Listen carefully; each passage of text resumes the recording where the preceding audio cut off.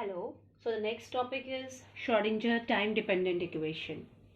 So Schrodinger time-dependent equation is applicable for those microscopic particles where the energy depends upon time.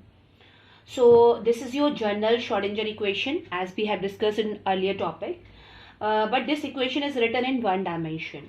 So here this wave function psi that depends upon x and t only. So if you will solve this equation, you will get the value of psi, which will depend upon x and t. And the solution of this type of second order partial differential equation, that will be like this: a e raised to power I kx minus omega t, where this k, that is propagation vector, omega is the angular frequency. Now we can write this k as 2 pi by lambda, omega is 2 pi nu. Lambda according to de Broglie will be h upon p. And this nu according to E equals to h nu, that will be E by h. So as you can see here that 2 pi upon h is a common factor in both the terms. So that h upon 2 pi, that is known as h cross, as we know here that h upon 2 pi, that will be h cross. So we are representing that h upon 2 pi as h cross. So the wave function or the solution of this equation number 1 is like this: a e raised to power I upon h cross px minus et.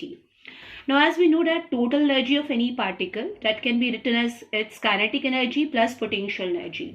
And for the particle for which we are discussing this equation, the energy depends upon time. So this energy is having kinetic energy part p square upon 2m plus potential energy. Now from equation number 2, if you will differentiate this equation with respect to x 2 times, you can get the value of p square. And if you will differentiate this equation with respect to t 1 time, you will get the value of E. So what we are going to do here, we are going to differentiate equation number 2 with respect to x 2 times. So after differentiating 2 times, you are getting del square psi upon del x square is this minus p square upon h cross square, and this entire term, this term, that will be equal to psi. So we are representing this as psi. So what we are getting here, we are getting the value of p square, that is minus h cross square upon psi del square psi upon x square. Now after this, we are differentiating this psi with respect to t. So when we are differentiating psi with respect to t, we are getting minus I e upon h cross, and again this particular term that will represent psi. So it is noted by psi here.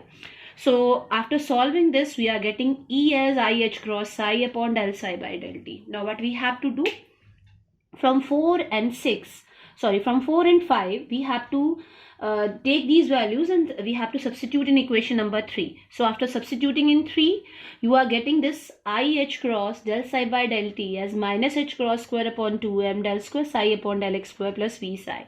If you will closely observe this equation, then it is again a second order partial differential equation, so which is known as wave equation. But here you can see psi is a function of x and t. It means psi that is not independent of time here.